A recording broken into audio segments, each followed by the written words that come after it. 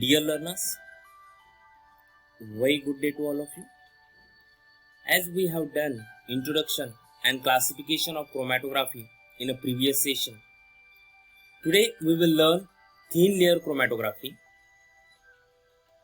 Thin layer chromatography is a very commonly used technique in synthetic chemistry for identifying compounds, determining their purity, and following the progress of a reaction.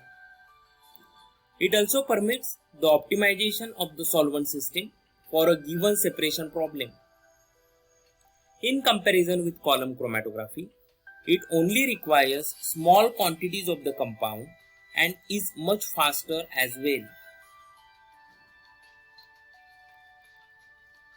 But before moving towards experimental techniques in a TLC, try to understand classification of chromatographic methods depending on the physical method by which the stationary and mobile phase are brought into contact, and these are column chromatography and planar chromatography. In column chromatography, the stationary phase is held in a narrow tube through which the mobile phase is forced under a pressure, whereas in planar chromatography, the stationary phase is supported on a flat plate or in the interstices of a paper, and the mobile phase flows through the stationary phase by capillary action and or under the influence of gravity. Synonym words for thin layer chromatography are drop chromatography, strip chromatography, spread layer chromatography, surface chromatography, or open column chromatography.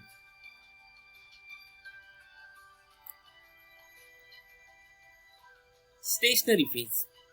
As a stationary phase, a special finely ground matrix, that is silica gel, alumina, or similar material, is coated on a glass plate, a metal, or a plastic film as a thin layer, approximately 0.25 mm. In addition, a binder like gypsum is mixed into the stationary phase to make it stick better to the slide. In many cases, a fluorescent powder is mixed into the stationary phase to simplify the visualization in a UV cabinet at a shorter and longer wavelength in ultraviolet range, that is 180 to 380 nanometer. Preparing the plate. Layer of stationary phase should be consistent while preparing TLC plates. Various methods for preparing TLC plates are pouring, dipping, spraying, spreading, and pre-coated plates.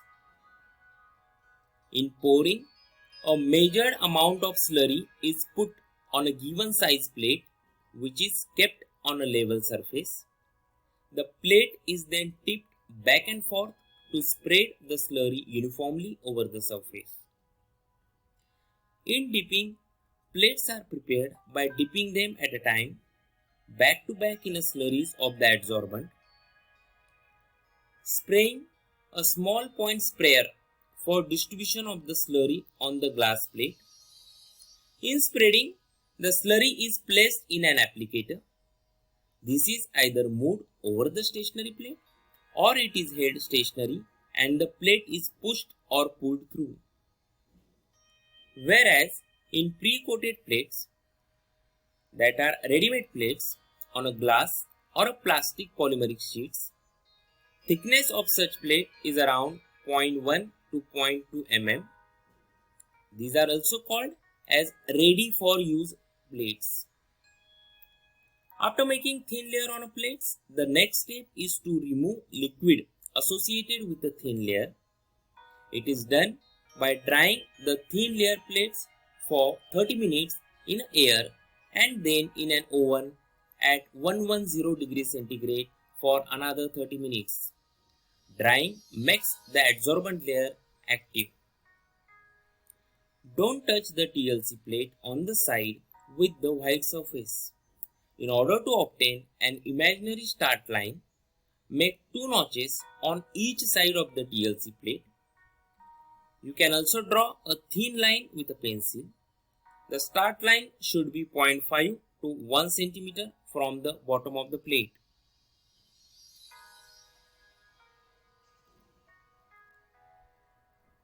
Capillary spotters and spotting the plate. Place a melting point capillary in the dark blue part of the Bunsen burner flame. Hold it there until it softens and starts to sag. Quickly remove the capillary from the flame and pull on both ends to about 2 to 3 times its original length. If you pull the capillary inside the flame, you will have a piece of art, but not a good spotter. Allow the capillary to cool down and then break it in the middle. Make sure that you break off the closed end on one of them. Don't use gloves when you pull capillaries. You will have much better control without them. In spotting, the thin end of the spotter is placed in the dilute solution. The solution will rise up in the capillary, that is capillary forces. Touch the plate briefly at the start line. Allow the solvent to evaporate and spot at the same place again. This way, you will get a concentrated and small spot. Try to avoid spotting too much material because this will deteriorate the quality of the separation considerably, that is called as the tailing. The spots should be far enough away from the edges and from each other as well. If possible, you should spot the compound or a mixture together with the starting materials and possible intermediates on the plate. They will serve as an internal reference since every TLC plate is slightly different.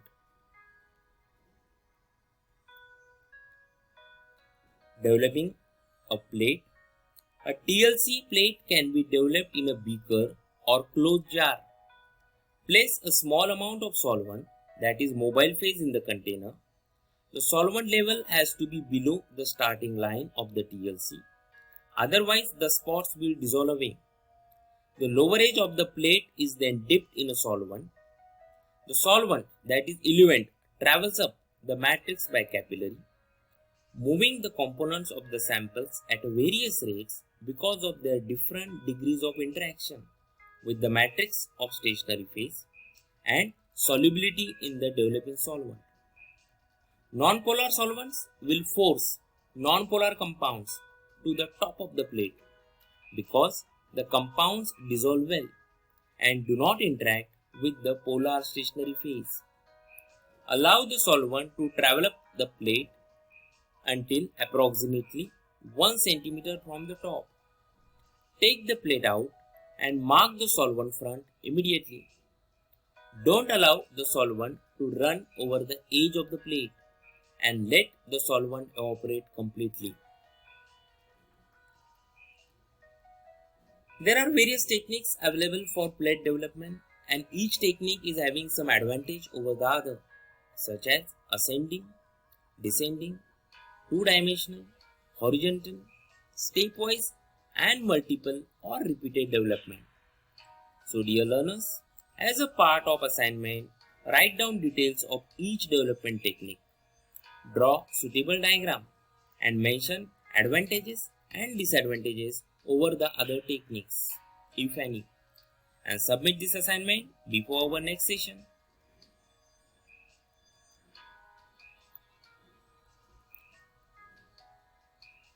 Next part in experimental techniques, that is visualization. Commonly used reagents for visualization of TLC plate are iodine, which works well for unsaturated and aromatic compounds, shows brown spots of separated components on a plate. Sulfuric acid is used for general stain and gives brown or black spots on plate. Chromic acid works well for difficult to stain compounds and gives black spots, whereas ultraviolet light works well for compounds with extended conjugation like aromatic compounds, gives pink spot on a light green background. In either way, the spots on the TLC plate should be circled or marked to have a permanent record how far the compound traveled on the plate. A sketch of the developed plate should be placed in your lab notebook.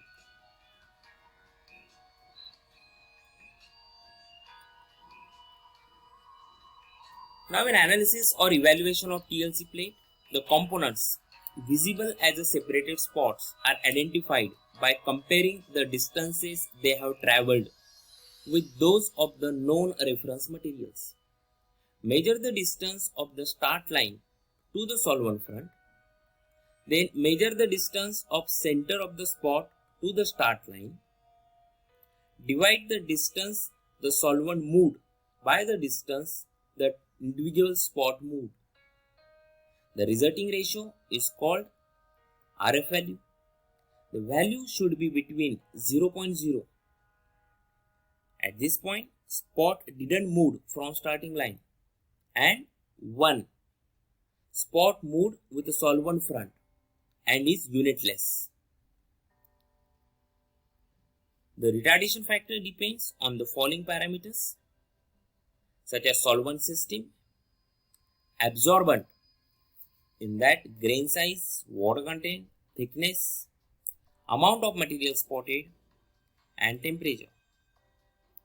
Due to the fact that all those variables are difficult to keep constant, a reference compound is usually applied to the plate as well.